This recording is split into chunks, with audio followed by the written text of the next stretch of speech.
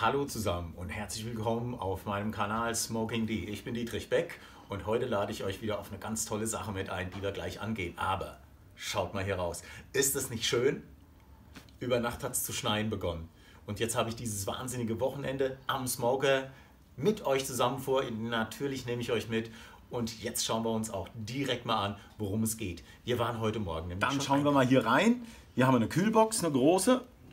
Was haben wir uns gekauft? Hier. Porco Iberico, Schweinenacken. Hier haben wir ein Teil, das ist 2,211 Kilo schwer. Und so sind es insgesamt über 12 Kilo, die wir hier zusammen gekauft haben. Und die wollen in den Smoker reingehen. Erst machen wir mal jetzt hier eine Bestandsaufnahme und ich werde mal die einzelnen Schweine-Nacken hier nebeneinander legen, dass wir die einfach mal so auf einen Schlag noch verpackt sehen.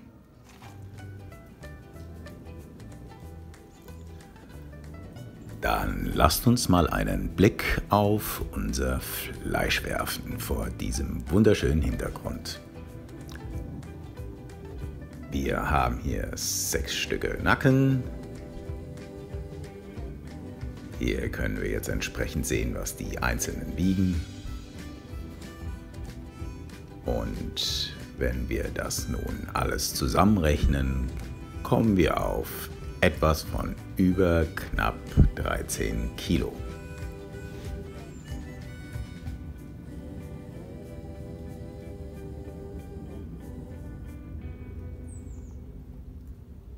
Nun habe ich hier alles entsprechend zusammengeräumt, was ich jetzt für den Moment brauche. Denn im Moment müssen wir einfach nur mal das Fleisch auspacken.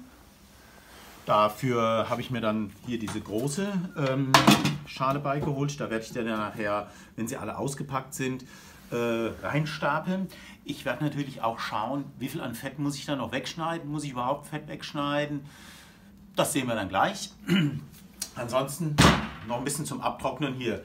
Extra für Weihnachten, schön mit Schneeflöckchen drauf. Unsere Kleine wird es echt freuen, wenn sie diese Küchentücher sieht. Ja gut, ein paar Handschuhe habe ich mir dazu genommen, muss ich momentan machen, weil ihr wisst ja, habe mir ultra böse in den linken Zeigefinger geschnitten. Dann schauen wir uns doch jetzt mal an, was wir hier zum Vorschein bringen. Direkt so, hier mit der Schale.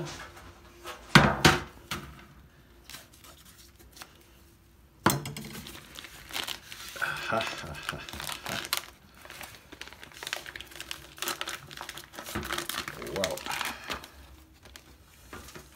Einmal. Schauen wir uns das mal an. Ja, ob ich hier vielleicht ein bisschen was rausschneide. Ja, das werde ich wohl machen müssen, auf jeden Fall. Da wird doch einiges zu tun sein. Das haben wir etwas vorgespult, denn das hätte sonst zu lange gedauert. Ich musste doch einiges runterschneiden, dann lasse ich das Fett drauf, dann kann der Rub nicht so gut ins Fleisch einziehen, denn wenn ich den Rub nur auf das Fett reibe, dann macht das überhaupt keinen Sinn. Hier nun das fertig parierte Stück Fleisch. Nach dem kompletten Parieren aller 6 Fleischstücke kam dieser Berg von 1,519 Kilo zustande. Die kompletten 6 Fleischbrocken habe ich jetzt inzwischen hier pariert und habe das meiste an Fett raus. Ich habe das ja eben schon gesehen, 1,5 Kilo Fett habe ich hier rausgeholt. Das sind fast 10% bei jedem, wenn ich das jetzt so richtig bedenke. Ist das so viel gewesen? Wahnsinn, oder? Naja gut, also nach all dem, was ich gelesen habe, ist zwar Fett ein Geschmacksträger, aber man soll das auch gerade beim Pulled Pork nicht unbedingt übertreiben. Was kommt jetzt als nächstes dran? Wir werden die einzelnen Fleischstücke mit Senf einreiben. Haben wir hier Senf geholt.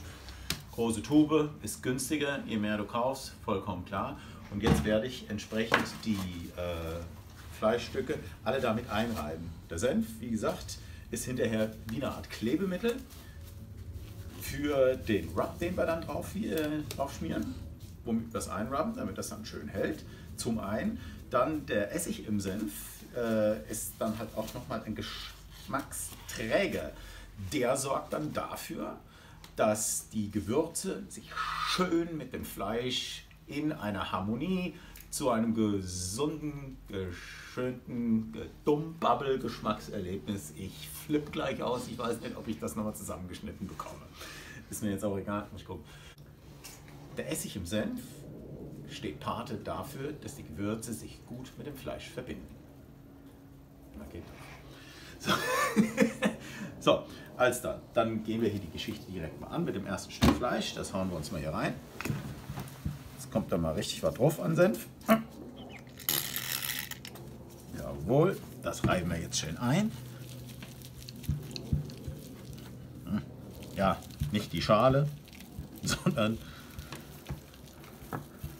das Fleisch wollten wir eigentlich einreiben.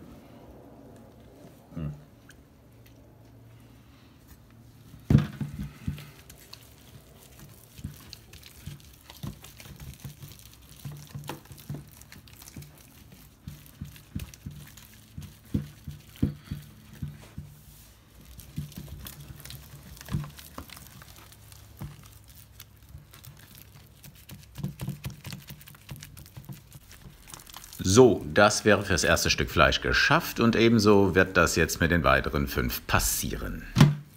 Hier haben wir jetzt inzwischen unsere Schweinenacken. Die sind inzwischen schön mit Senf eingerieben worden. Jetzt habe ich hier einen Rub. Das ist schon ein fertiger Rub.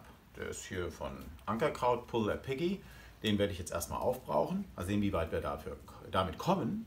Und ansonsten mische ich mir meinen Rub danach dann selbst. Auf zum Rubben, liebe Freunde. Wir beginnen wie versprochen erstmal mit Pull That Piggy von Ankerkraut. Nun, beim Rub, mein Tipp, seid nicht zu sparsam. Denn viel hilft viel, ein alter Spruch in Männerkreisen, sehr bekannt, ist auf jeden Fall hier der richtige Weg. Deswegen rauf mit dem Zeug auf den Fleischbrocken und bloß nicht zu wenig. Ihr seht, das läuft ja auch ganz gut. Jetzt kommt die Situation, ich habe immer ganz gern eine saubere Hand, stelle das Teil ab und genau mit dieser Hand reibe ich jetzt ein. Warum nehme ich nicht die linke Hand dazu? Und jetzt als nächstes saut man sich natürlich wieder schön die kleine Dose, in der der Rub versteckt ist, ein. Da könnte ich immer wahnsinnig werden. Aber hey, that's life und so ist das immer wieder bei mir der Fall. Irgendwann lerne ich draus. Ja, also auch die Ränder nicht vergessen beim Rubben, ganz, ganz wichtig. Da kann man den runtergefallenen Rub dazu nutzen und titscht das eben einfach schön auf. Und so können wir sicher sein, dass unser Stück Fleisch an jeder Ecke, an jeder Stelle genügend vom Rub abbekommen hat. So. Hier wird es noch in die Clingfoil, in die Frischhaltefolie eingewickelt. Tja, Pull That Piggy hat jetzt gehalten für 3 von diesen großen Schweinenacken. Jetzt muss ich mir noch ein bisschen selber was mischen. Dafür habe ich mir jetzt gerade schon ein bisschen was vorbereitet. Hier sind jetzt 6 Teelöffel frisch gemahlener Pfeffer drin. Ich brauche ferner 6 Esslöffel vom Paprikapulver, süßen Paprikapulver. So, 1, 2, 3, 4, komm mal her, 5, Mensch, 6. So, die haben wir da drin. Super. Was brauchen wir noch? Wir brauchen 3 Esslöffel Salz. Das soll mal gleich als nächstes laufen.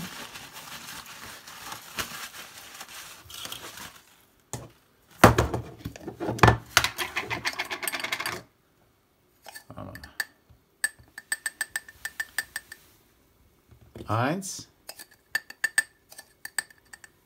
2, 3. So, das rühren wir schon mal ein bisschen um.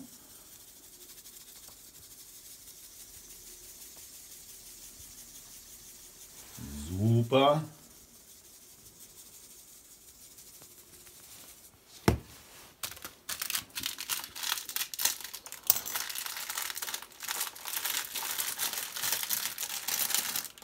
Jetzt kommen 3 Esslöffel Zwiebelgranulat, Zwiebelpulver.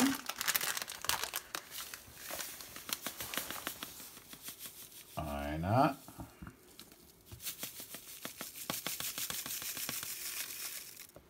Naja. Dann haben wir hier Neues noch. Ganz Neues. Ab damit.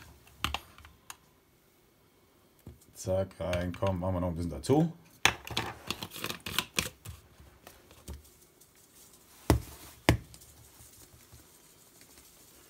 Schön umrühren.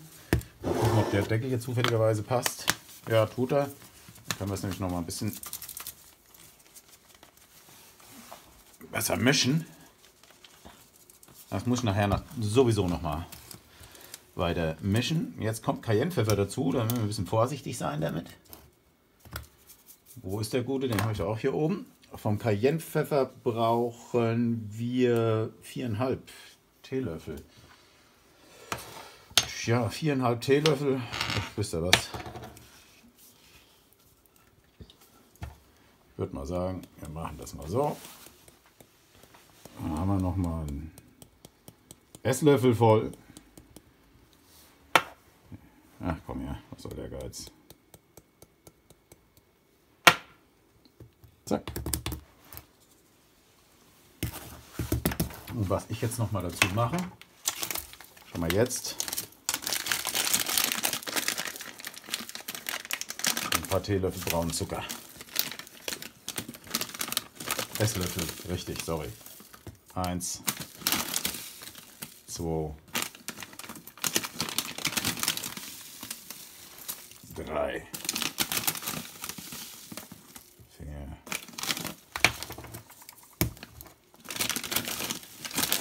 Und nochmal. Perfekt. So, das wird jetzt noch entsprechend umgerührt. Der Pfeffer kommt natürlich auch noch dazu. Frisch gemahlen.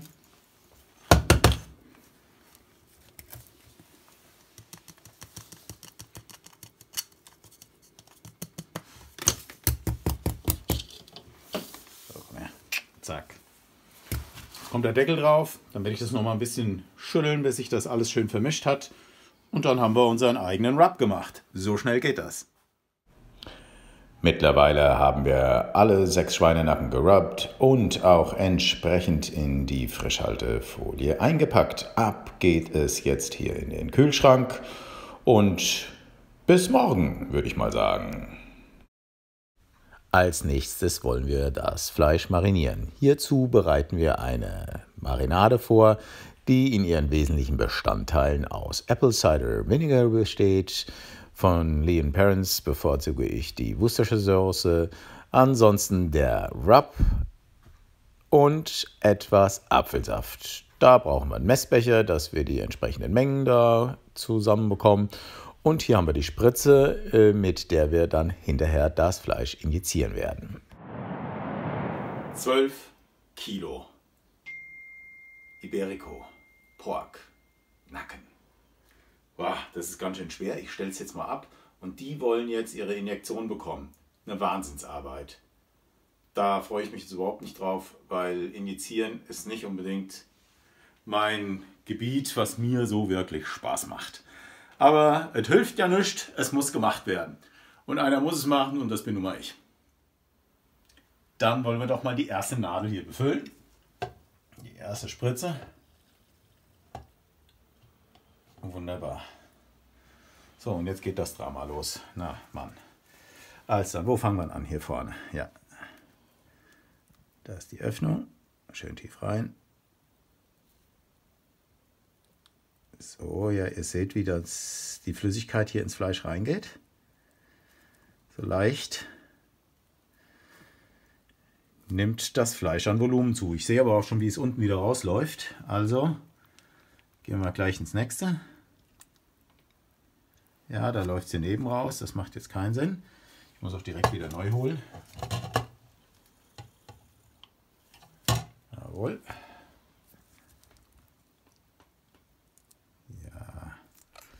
Auch diesen Teil werden wir schnell vorspulen, wie das im Einzelnen richtig gemacht wird, habe ich bereits in meinem ersten Video, was ich natürlich verlinken werde, gezeigt. Das soll mal das erste Stück Fleisch gewesen sein. Ja, und das jetzt noch 5 weitere Male. Wir kommen zum letzten Akt. Der Smoker draußen ist am Laufen. Das heißt, ich habe jetzt da gerade das Feuer angesetzt. Und bei uns geht es jetzt um die letzte Amtshandlung am Fleisch. Da haben wir das Fleisch. Also die Hälfte davon. Ich hole das jetzt hier raus. Das ist jetzt alles schon schön injected worden. Das kommt jetzt erstmal hier rein. Und jetzt geht die Sauerei gleich los. Ja, worum geht's hier? Was wir jetzt noch einmal machen, das ist, wir rubben das Fleisch tatsächlich nochmal. Und zwar pure mit braunem Zucker. Das habe ich bei meinen vielen Recherchen im Internet irgendwann mal gefunden, dass die Amerikaner, also in den USA wird das auf jeden Fall so gemacht, dies als Geheimtipp sehen und verstehen. Also wollen wir dem Ganzen in nichts nachstehen und werden jetzt all unsere 6 schicken Fleischstückchen hier entsprechend mit dem braunen Zucker nochmal schön einreiben.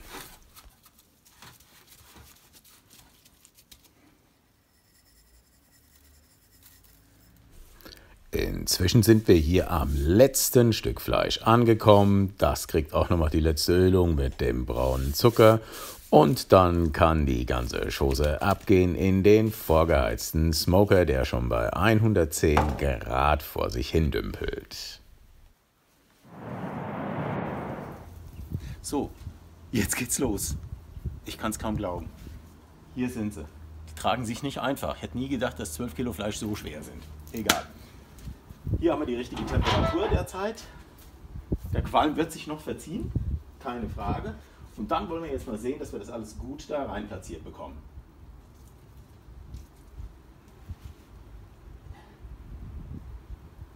Einmal. Ja, das war jetzt schon mal falsch. Super. Ich wollte erst unten anfangen. Dann machen wir das jetzt auch. Komm mal her. Runter da. Und Nummer 4.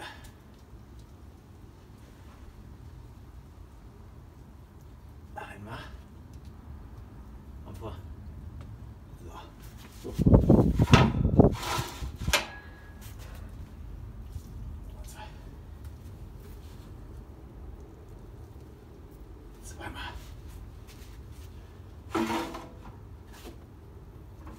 Oh, es wird schon heiß.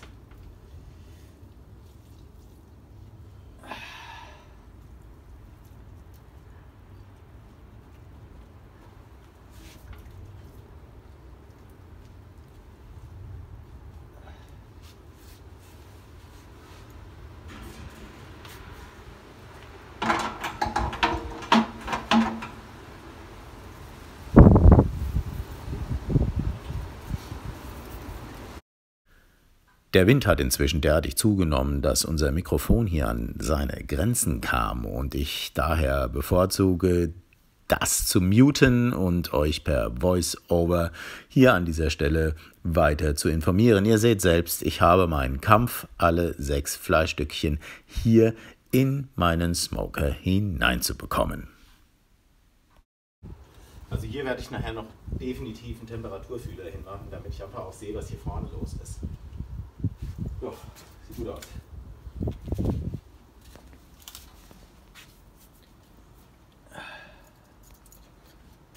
Und jetzt zu damit. Da. 40 Grad Temperaturunterschied und im weiteren Verlauf stellte ich fest, dass das auch noch bis 60, 70 hochgehen kann. Also musste eine Lösung her, damit das untere Fleisch auch entsprechend Hitze bekommt. Im Kugelgrill das Fleisch entsprechend smoken. Wie geht das mit dem Minion-Ring? Schaut, wie ich die Holzkohle angereiht habe. Nun heißt es Daumen drücken, habe ich mir das Richtige angelesen, funktioniert mein Plan. Um das Raucharoma zu generieren, habe ich Whisky Cask Wood Chips auf dem Minion-Ring platziert. Und Freunde, ihr werdet es nicht glauben. Es ist fantastisch, wie das ganze Zeug von Weber einfach nur funktioniert. Schaut euch diese Garkammertemperatur an. ein wahrer Traum. Und gleich das nächste Problem, die Fleischwanne, die ich im Kugelgrill verwenden will, ist von der Wand her etwas zu hoch. Ich brauche eine Lösung, und zwar eine schnelle. Also habe ich auf dem Rücken der Fleischwanne Alufolie angebracht und habe mir eine eigene Fleischwanne damit geformt, die ich jetzt nach Herzenslust an den Kanten etwas eindrücken kann, so dass die in den Kugelgrill hineinpasst. Den Grillrost noch hinein platzieren und alles Paletti, alles fertig, Problem gelöst. Pitmasters Heaven haben wir heute hier. Bei uns geht es heute richtig rund. Hier haben wir einmal den Stickburner, hier den Smoker am Laufen.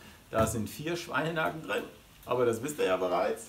Hier sind noch 2 weitere, die mit Minion Ring arbeiten. Wo wird es zu heiß? Aha, das ist hier drüben bei den Kollegen. Moment, dann machen wir den mal kurz ein bisschen zu. Hervorragend. Und ansonsten, hier geht es natürlich auch direkt weiter. Hier sind die Würstchen auf dem Gasgrill. Nach 14 Stunden haben wir endlich die Kerntemperatur von 94 Grad erreicht. Dann kommen wir nun endlich mal zum Pullen. Mein lieber Freund und Starkoch Andi übernimmt diese Aufgabe und nach 5 Stück gepullten Schweinenacken guckt er mich hilfefragend an, ob ich das 6. vielleicht doch mal selbst machen will, denn ihm taten tatsächlich die Hände weh. Aber das ist auch kein Wunder. Das Fleisch sehr zart, sehr aromatisch. Die nussige Note des Iberico Porks kam ganz klar durch. Auf jeden Fall ein Hochgenuss, dieses Fleisch. Ich kann es jedem nur empfehlen, diesmal auszuprobieren. Generell habe ich mir überlegt, allerdings in Zukunft doch auch mal auf reguläres Schweinefleisch zurückzugreifen und einfach mal zu schauen, wie groß denn dann der Unterschied ist. Denn preislich liegt das Iberico Pork doch weit über allem anderen, was sich so an Fleischsorten in Bezug auf Schweinenacken auf der Ladentheke so rumtreibt.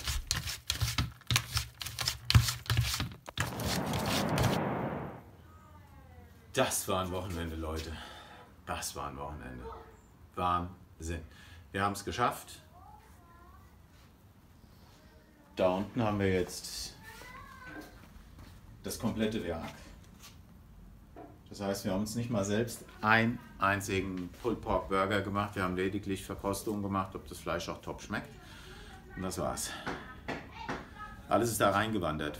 Wir haben viel gelernt an diesem Wochenende über Bratverlust, wie aus über 13 Kilo unter 7 werden. Und das ist schon jede Menge, finde ich, an Bratverlust. Ich habe keine Ahnung, ist das normal, dass es so viel ist? Beim Smoken vor allen Dingen. Ja, es war wie gesagt ein sehr, sehr lehrreiches Video. Wenn ihr zu irgendwelchen von diesen Themen irgendwas sagen könnt, haut es mir in die Kommentarboxen rein, würde mich auf jeden Fall freuen. Und ja, ich meine, ihr habt ja selbst mitgekriegt, Chaos-Situation, es passt nicht alles in den Smoker rein. Ich musste dann noch den Kugelgrill dazu nehmen, Minion Ring. Was ist das? Wie funktioniert das? Geht übrigens super gut. Ich meine, ich habe das jetzt ohne es jemals richtig vorher gemacht zu haben. Einfach bin ich da in diese Situation reingekommen, musste sehen, wie ich damit klarkam. Und es lief eigentlich irgendwie ganz gut. Also ich muss ganz ehrlich sagen, der Kugelgrill ist ein Knaller. Das stellst du alles ein und er hält über Stunden seine Temperatur. Ganz anders als hier beim Stickburner, eben beim Smoker. Gut, jetzt bin ich momentan dabei. Das erste ist wieder schön sauber, wie das wieder schön glänzt.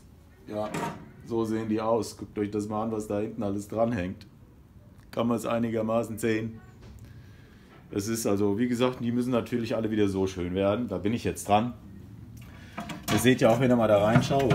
Wir werden nachher noch mal einen Blick reinwerfen, wenn der Smoker dann wieder in Ordnung ist, wenn er wieder gut aussieht. Ja, da ist einiges zu machen. Auf jeden Fall. Wie gesagt, wenn es euch gefallen hat, lasst mir ein Like da. Auch gerne ein Abo. Vergesst nicht, die Notification Bell anzuklicken, also die Benachrichtigungsglocke zu aktivieren. Alles klar, das war euer Smoking D für diesmal und es gibt nachher nur noch einen Blick in den sauberen Grill, wenn ich dann fertig bin. Bis dann, haut rein!